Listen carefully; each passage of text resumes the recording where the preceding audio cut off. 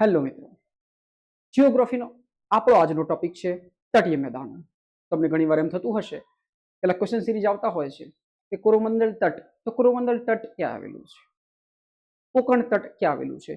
તો આપણો આજનો જે ટોપિક છે એ આ તટીય મેદાનો પર છે. અહીં હું તમને એક નકશા દ્વારા એ સમજાવીશ કે કઈ બાજુ પશ્ચિમ તટીય મેદાનો છે, કઈ બાજુ પૂર્વ તટીય મેદાનો છે. આપણે એક બેઝિક લેવલ પર આપણે આજે સમજીશું કે મેદાનોની જે નામ છે એ કેવી રીતે છે અને ક્યાંથી ક્યાં સુધી આ મેદાનો છે. આપણે આજે સમજીશું આની અંદર ડેલ્ટા શું છે અને લઘુન શું છે, એનો ડિફરન્સ સમજીશું કે પશ્ચિમ તટીય મેદાનો અને પૂર્વ તટીય મેદાનો વચ્ચેનો તફાવત શું છે. તો ચલો આપણે શરૂ કરીએ આજે તટીય મેદાનો. પહેલા આપણે બેઝિક માહિતી લઈ લઈએ છીએ કે તમને જો નકશો આવડતો હોય જીઓગ્રાફીમાં તો પહેલા તો આપણને એ ખબર હોવી જોઈએ કે આપણી દિશાઓ કઈ કઈ છે. તો આપણે એ આગળ સમજીશું. પહેલા આપણે એક ઇન્ટ્રો લઈ લઈએ કે પૂર્વ તટીય મેદાનોમાં શું આવશે અને પશ્ચિમ તટીય મેદાનોમાં શું આવશે. કે માની લો કે આપણો એક ભારતનો નકશો છે, તો આપણે અહીં ઊભા છીએ, તો આ જે પોર્શન છે પશ્ચિમ છે ને આ જે પોર્શન છે પૂર્વ છે, એ આપણે આગળ જોઈએ છીએ. તો જે પશ્ચિમ તટીય મેદાનો જ્યારે જ્યારે બી શબ્દ ઉલ્લેખ થશે ત્યારે પશ્ચિમમાં તટ પર આવેલા જે મેદાનો છે એને પશ્ચિમ તટીય મેદાનો કહે છે. પશ્ચિમમાં શું આવેલું છે? અરબ સાગર આવેલો છે. તો આપણે એ કચ્છ કાઠિયાવાડ તટ, પછી કોકણ તટ, પછી કન્નડ તટ અને પછી માલાબાર તટ જઈશું. તો આપણે આ સ્ટડી કરીશું પશ્ચિમ તટીય મેદાનોની અંદર કે જે ગુજરાતમાં જે કચ્છ કાઠિયાવાડ તટ છે, પછી કોકણ તટ છે, પછી કન્નડ તટ છે એટલે કર્ણાટક તટ છે અને પછી માલાબાર તટ છે. સમજાય છે વાત?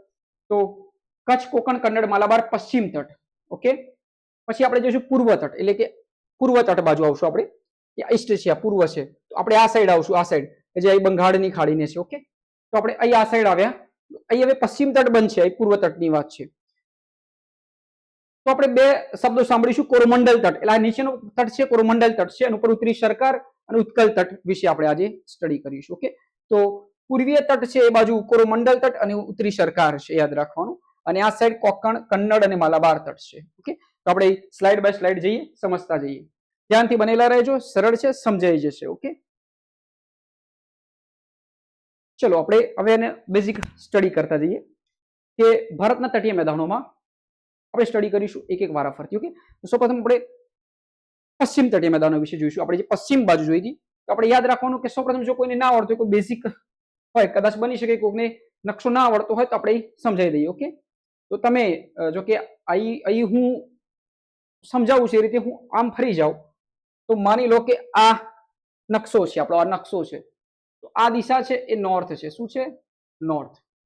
આ શું છે? સાઉથ. એટલે આ ઉત્તર દિશા છે, નકશાની આ ઉત્તર દિશા છે, આ નકશાની દક્ષિણ દિશા છે, અને આ નકશાની પૂર્વ દિશા છે એટલે ઈસ્ટ છે, એટલે પૂર્વ છે. અને આ નકશાની પશ્ચિમ દિશા છે, પશ્ચિમ છે. જો તમને પૂછાય કે ભારતના નકશામાં ગુજરાત ક્યાં છે, તો ગુજરાત એ પશ્ચિમ બાજુ છે. ઓકે, ભારતના નકશામાં વેસ્ટ બેંગાલ ક્યાં છે? તે પૂર્વ બાજુ. ભલે વેસ્ટ લખાય છે પણ એ છે પૂર્વ બાજુ. પછીનો એક એનો વિશેષ સબ્જેક્ટ છે કે કેમ વેસ્ટ બોલાય છે. સમજાય છે? ભારતના નકશામાં ગુજરાત કઈ બાજુ છે? પશ્ચિમ બાજુ છે. ભારતના નકશામાં બંગાળ કઈ બાજુ છે? પૂર્વ બાજુ છે. તો યાદ રાખવાનું, જે આ પોર્શન છે આપણે પશ્ચિમ તટીય મેદાનો ભણીએ છીએ, તો આ પશ્ચિમ બાજુ જે તટીય મેદાનો છે એની આપણે સ્ટડી કરવાની છે. ઓકે, તો અહીં ગુજરાતમાં કચ્છ કાઠિયાવાડ આવે છે, પછી આ જુઓ કોકણ તટ આવે છે, આ કોકણ તટ છે મહારાષ્ટ્ર બાજુ ગોવા સુધી. પછી કન્નડ તટ છે, તો કોકણ તટ, કન્નડ તટ. પછી કયો છે? માલાબાર તટ. ઓકે, આ કેરલા વાળો, આ કન્નડ, આ કોકણ તટ અને આ કચ્છ કાઠિયાવાડ તટ. તો આપણે આટલું સ્ટડી કરવાનું છે બેઝિક લેવલ પર. તો આપણે સમજવાનું કે પશ્ચિમી તટીય કચ્છ કાઠિયાવાડ, કોકણ, કન્નડ અને માલાબાર. કન્નડ અને માલાબાર. ઓકે, લાસ્ટમાં યાદ રાખવાનું કમો. કમો, કમો. પશ્ચિમ તટમાં કમો યાદ રાખવાનું. કમો એટલે કન્નડ અને માલાબાર. ઓકે, આ એક ટેકનિક છે, આપણે આગળ સમજીશું. સમજે ભારતના પશ્ચિમ તટીય મેદાનોનો પરિચય. ભારતના પશ્ચિમ તટીય મેદાનો અરબી સમુદ્ર એટલે આ જે છે ને એ અરબ સાગર છે. પશ્ચિમમાં કયો સાગર છે? અરબ સાગર છે. દક્ષિણમાં ઇન્ડિયન ઓશન છે. તો આપણે યાદ રાખવાનું અરબ સાગર શબ્દ આવે એટલે પશ્ચિમ તટ બાજુ આવે. ઓકે, અને વે ઓફ બેંગોલ આવે એટલે પૂર્વ બાજુ આવે. બેઝિક પર સમજીએ છીએ, ઘણાને ના પી આવડતું હોય તો બી. તો ભારતના પશ્ચિમ તટીય મેદાનો પરિચય સમજાવ્યું ને કે પશ્ચિમ બાજુ છે, પશ્ચિમ બાજુ આવેલા જે મેદાનો છે પશ્ચિમ તટીય મેદાનો કહેવાય છે. પશ્ચિમ તટીય મેદાનો અરબી સમુદ્ર અને પશ્ચિમ ઘાટની વચ્ચે આવેલા છે. તમને ઘણીવાર પ્રશ્ન પૂછાય કે પશ્ચિમ તટીય મેદાનો કોની વચ્ચે આવેલા છે? આપણે શબ્દ આવવો જોઈએ અરબ સાગર આવવો જોઈએ. તો અરબ સાગર તો આવી જ ગયો.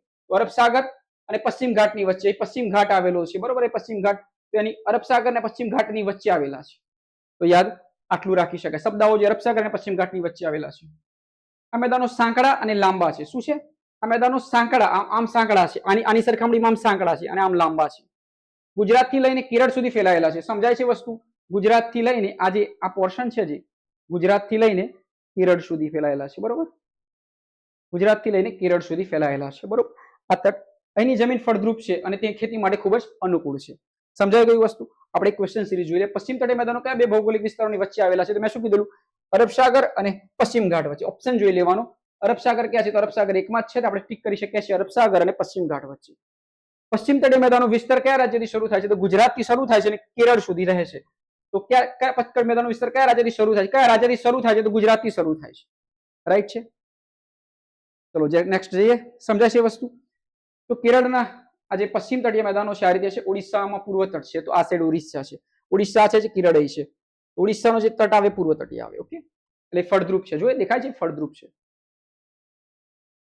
નેક્સ્ટ કોકણ તટની વિશેષતાઓ. તો આપણે અહીં જોયું હતું કોકણ તટ.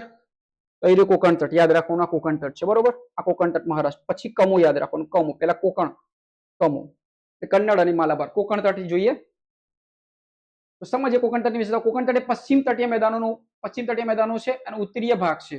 ઉત્તરનો ભાગ કહેવાય. આ પશ્ચિમ તટીય મેદાનો કહેવાય. આ પશ્ચિમ તટ કહેવાય અને એનો ઉપરનો ભાગ ઉત્તર કહેવાય. નોર્થ સાઈડ નો ઉત્તરીય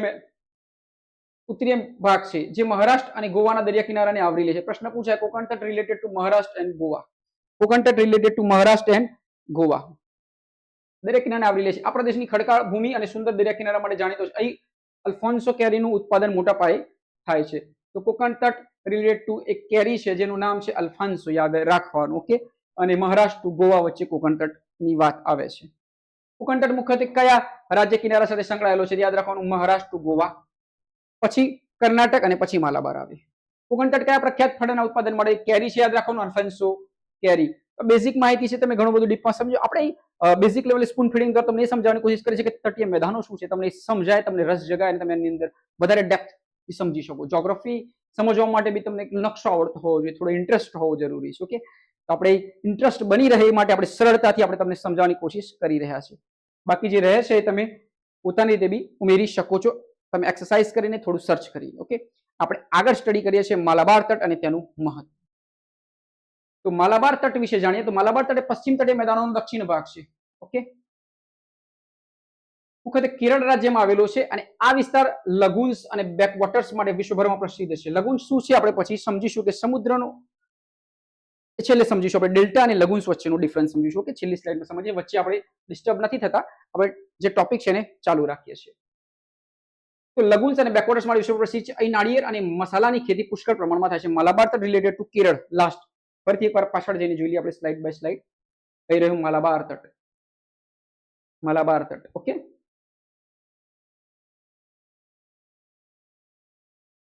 માલાબાર તટ. માલાબાર તટ મુખ્યત્વે કયા ભારતીય રાજ્યમાં આવેલો છે? તો કેરળ. માલાબાર તટની મુખ્ય ભૌગોલિક વિશેષતા કઈ છે? Backwaters and લગુન્સ.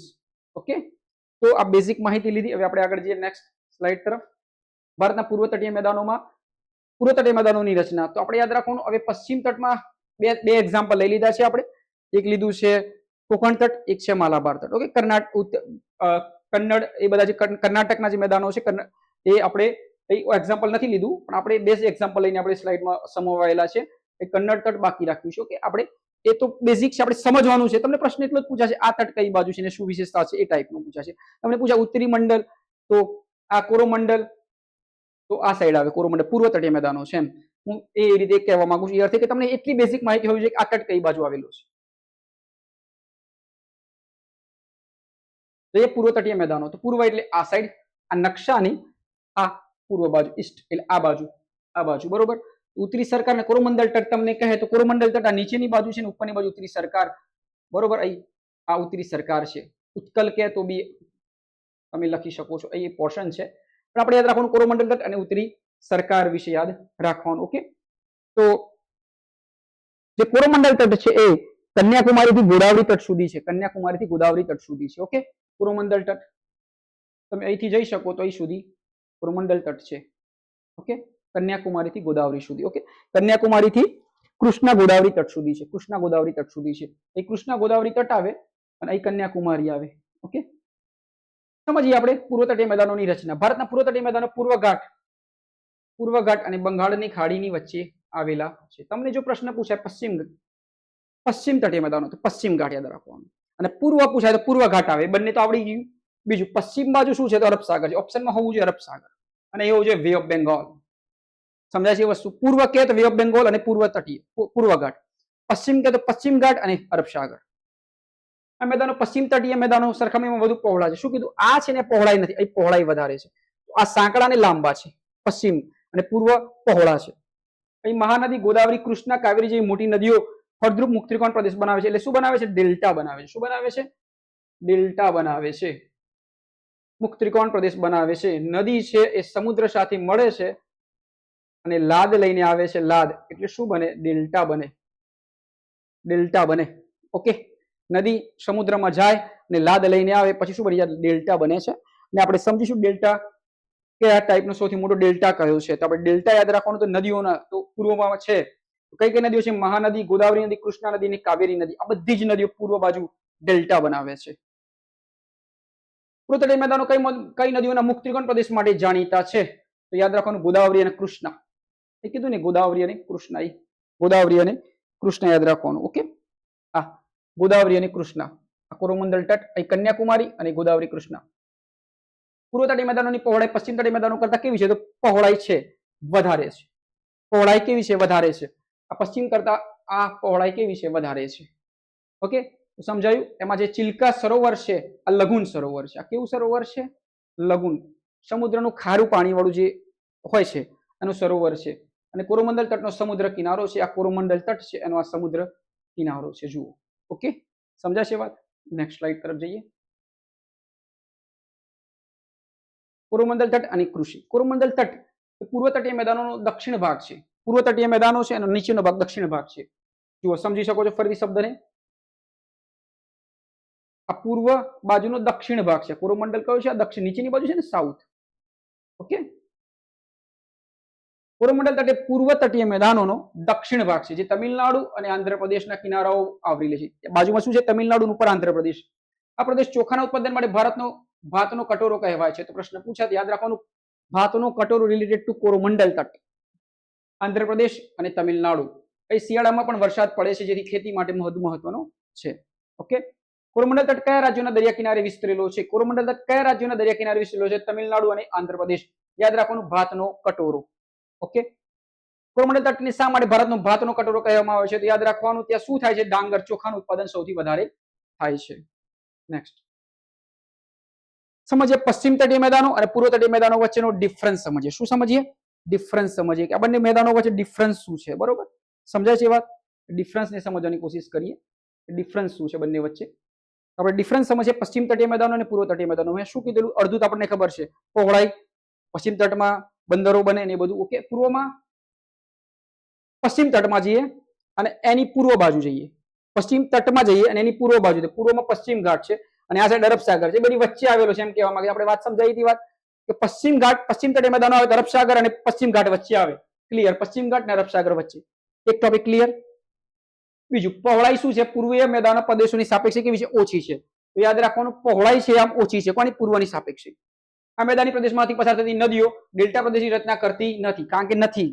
પશ્ચિમ તટીય મેદાનોમાં ડેલ્ટા પ્રદેશ નથી, પણ પૂર્વમાં છે. કઈ કઈ છે? તો બધું સમજીએ છીએ આગળ.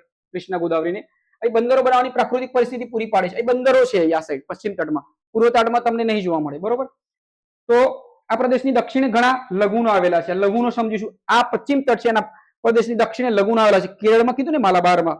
તો લઘુન શું છે આપણે અંતિમ સ્લાઇડમાં સમજીશું. ઓકે, હવે આની કમ્પેરિઝન કરીએ. જેમ પશ્ચિમ ઘાટ છે અને અરબ સાગર છે, તો અહીં શું હશે? પૂર્વ ઘાટ અને વે ઓફ બેંગોલ. તો પૂર્વમાં બંગાળની ખાડી, વે ઓફ બેંગોલ, અને પશ્ચિમમાં પૂર્વ ઘાટ. તો પૂર્વ તટીય મેદાનો છે પૂર્વ ઘાટ અને વે ઓફ બેંગોલ, પૂર્વ ઘાટ અને વે ઓફ બેંગોલની વચ્ચે આવેલા છે. પહોળાઈ પશ્ચિમ મેદાનની સાપેક્ષમાં વધુ છે. આની પહોળાઈ વધુ છે. બરોબર, એ તો આપણે સમજી શકીએ છીએ. આ પહોળાઈ વધુ છે. આ વે ઓફ બેંગોલ અને પૂર્વ ઘાટ વચ્ચે આવેલા છે. પૂર્વ ઘાટ વચ્ચે આવેલા છે. બરોબર, આની પહોળાઈ વધુ છે. અહીં નાની છે. અહીં અરબ સાગર છે ને પશ્ચિમ ઘાટ છે. સમજે છે ને વસ્તુ? નકશામાં તમે જોઈ શકો છો. નકશા દ્વારા મહાનદી આવી, ગોદાવરી આવી, કાવેરી આવી, કૃષ્ણા જેવી નદીઓ ડેલ્ટા પ્રદેશોની રચના કરે છે. યાદ રાખવાનું, પૂર્વ ઘાટમાં ડેલ્ટા બને છે. ઓકે, એ સૌથી મોટો, વિશ્વનો સૌથી મોટો ડેલ્ટા એ તમને આપણે એક્ઝામ્પલમાં સમજાવીએ છીએ. બંદરો બનાવવા માટે પ્રાકૃતિક પરિસ્થિતિઓ પૂરી પડતી નથી. અહીં પ્રાકૃતિક પરિસ્થિતિઓ પૂરી પડે છે. અહીં ડેલ્ટાની રચના થતી નથી. ડેલ્ટા નથી. બરોબર, અહીં પોઝિટિવ છે. ડેલ્ટા એ બને છે આ નદીઓમાં. બરોબર, તો મેદાની પ્રદેશોમાં લઘુનો સંખ્યા ઓછી છે. અહીં કેવું છે, લઘુનો જોવા મળે છે. અહીં મેદાની પ્રદેશમાં લઘુનોની સંખ્યા કેવી છે, ઓછી છે. તો પશ્ચિમ તટીય મેદાનોમાં દક્ષિણની અંદર તમને લઘુનો જોવા મળશે. લઘુન નાના નાના સરોવરો છે ખારા પાણીના. તો આ પૂર્વ તટીય મેદાનોમાં લઘુનો જોવા મળશે નહીં. તો આ તો ડિફરન્સ બિટવીન પશ્ચિમ ઘાટ અને પૂર્વીય ઘાટ તમારે જોઈ લેવાનું. ઓકે, ક્વેશ્ચન સિરીઝ બની શકે તો સમજણ માટે જરૂરી છે. સમજીએ ભારતના તટીય મેદાનો આપણે સ્ટડી કર્યું. કચ્છથી કાઠિયાવાડ તટ એટલે આ ગુજરાતથી ચાલુ કર્યું, પછી કોકણ તટ, પછી કન્નડ તટ અને માલાબાર તટ. ઓકે, તો આપણે યાદ રાખવાનું કોઈ બી ટોપિક બનાવી શકો છો. કોકમા, બરોબર, કોકમા, કમા, કમા યાદ રાખવાનું, અંતિબેટ કમા યાદ રાખવાનું. એટલે કર્ણાટક અને માલાબાર તો યાદ રહી ગયું, કોકણ યાદ રહી ગયું, અને ઉપર છે કચ્છ ટુ કાઠિયાવાડ. આ સાઈડ છે કોરોમંડલ, આ છે કોરોમંડલ તટ. અહીંથી અહીં સુધી છે કોરોમંડલ તટ. પછી ઉત્તરી સરકાર, ઉત્તર બાજુ જે છે અમારા ઉત્તરી સરકાર તટ અને ઉત્કલ તટ. ઓકે, તો આ તમને શબ્દો જોવા મળે, ઉત્કલ, ઉત્તરી સરકાર, કોરોમંડલ તટ, રિલેટેડ ટુ પૂર્વીય ઘાટ. આટલું યાદ રાખવાનું. વે ઓફ બેંગોલ બાજુ. પશ્ચિમ છે તો પશ્ચિમી તટમાં વેસ્ટ પશ્ચિમ ઘાટ અને અરબ સાગર યાદ રાખવાનું. ઓકે, તો ફરીથી એક ટેકનિક જોઈ લઈએ. કચ્છ, કોકણ, કમા, કમા તો માલાબાર તટ. ઓકે, નેક્સ્ટ આપણે જઈએ પૂર્વ, તો ઉત્કલ અને ઉત્તરી સરકાર અને કોરોમંડલ તટ, ઉત્તરી સરકાર. હવે આપણે સમજીએ ડેલ્ટા એટલે શું. તો જુઓ, ડેલ્ટા એટલે શું આપણે સમજીએ. તો જ્યારે નદી સમુદ્ર અથવા સરોવરને મળે છે ત્યારે નદી પોતાની સાથે જે ગાદ લઈને આવે છે, સેડિમેન્ટ લઈને આવે છે, જમા કરે છે. આ ગાદ જમા થવાથી નદીના મુખ ત્રિકોણ આકાર અથવા પંખા જેવી જમીન બને છે, મુખ ત્રિકોણ પ્રદેશ જેવી જમીન બને છે, તેને ડેલ્ટા કહે છે. તો આપણે શું યાદ રાખવાનું, નદી આવી, ગાદ લઈને આવી સમુદ્રમાં અને ડેલ્ટા બન્યો. ઓકે, તમને પ્રશ્ન પૂછાય કે Ganga Brahmaputra delta, Godavari delta, Krishna delta અને મહાનદી ડેલ્ટા. ડેલ્ટા કઈ બાજુ હતા, પૂર્વ તટમાં હતા. કઈ બાજુ હતા, પૂર્વ તટીય મેદાનોમાં હતા. પશ્ચિમ તટમાં ડેલ્ટા હતા નહીં.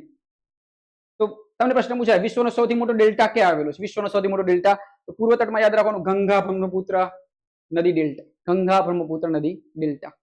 સમજાય છે ને એ વસ્તુ. ગંગા બ્રહ્મપુત્ર નદી delta, Godavari delta, Krishna delta અને મહાનદી ડેલ્ટા રિલેટેડ ટુ પૂર્વ તટીય ડેલ્ટા. નદી ગાદ અને સમુદ્રમાં મળે ગાદ સાથે એટલે ડેલ્ટા બની જાય. નેક્સ્ટમાં જઈએ લઘુન. લઘુન એટલે નાનું યાદ રાખવાનું.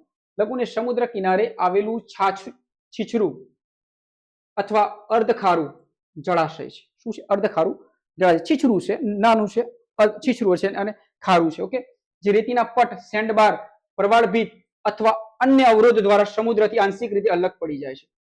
સમુદ્રથી આંશિક રીતે અલગ પડી જાય કઈ રીતે, કાં તો રેતીનો પટ વચ્ચે આવી જાય છે, કાં તો કોરલ રીફ વચ્ચે આવી જાય છે, કાં તો અધર કોઈ વસ્તુ વચ્ચે આવી જાય છે. તો જેનાથી એક સમુદ્ર છે એની અંદર એક સરોવર બને છે જે લઘુન સરોવર કહેવાય છે, જે ખારું હોય છે. એનું એક્ઝામ્પલ છે ચિલ્કા સરોવર. તો ચિલ્કા સરોવર જે ઓડિશામાં આવેલું હોય છે. ઓડિશા ક્યાં છે, તો પૂર્વ ઘાટમાં છે, યાદ રાખવાનું. અને ભારતનું સૌથી મોટું લઘુન સરોવર છે. બીજું સરોવર છે પુલિકટ સરોવર. ઓકે, તો આ કન્સેપ્ટ હતો લઘુન સરોવર. ઓકે, કે જે સમુદ્રથી આંશિક રીતે અલગ પડી જાય છે, જે છીછરું અને ખારું હોય છે તેને લઘુન સરોવર કહે છે. ઓકે, તો આપણે સ્ટડી કર્યું ડેલ્ટા. વિશ્વનો સૌથી મોટો ડેલ્ટા ગંગા બ્રહ્મપુત્ર ડેલ્ટા. આ પશ્ચિમ તટીય મેદાનો, આ પૂર્વ તટીય મેદાનો. ઓકે, તો અમે આશા રાખીએ છીએ કે અમે અહીંથી તમને જે ડિલિવર્ડ કરી રહ્યા છે તમારી સુધી પહોંચી રહ્યું છે અને તમે એને સમજી રહ્યા છો. અને કંઈક બાકી રહી જતું હોય તો તમારી રીતે તમે રિસર્ચ કરી, એનાલિસિસ કરીને તમારી જે ગેપ છે એને ફૂલફિલ કરી શકો છો. ઓકે, એક્ઝામમાં પોઈન્ટ ઓફ વ્યૂથી શું પૂછાય છે એ સમજવું અઘરું છે. તમે એના કન્સેપ્ટને, કોર કન્સેપ્ટને સમજી શકો છો અને એને વારે ઘડી રિપીટ કરી શકો છો. અહીં અમે તમને સરળ ભાષામાં સરળ રીતે સમજાવવાનો પ્રયત્ન કરી રહ્યા છીએ. ઓકે, તો તમે તમારો કિંમતી સમય અમને આપ્યો તે બદલ ધન્યવાદ. ફરી મળીશું એક નવા જ ટોપિક સાથે. ત્યાં સુધી તમે અમારી ચેનલ સમજાવટને સબસ્ક્રાઇબ કરો, લાઇક કરો અને પોતાની જાતને ચાહતા રહો અને પોતાની જાત પર કામ કરતા રહો.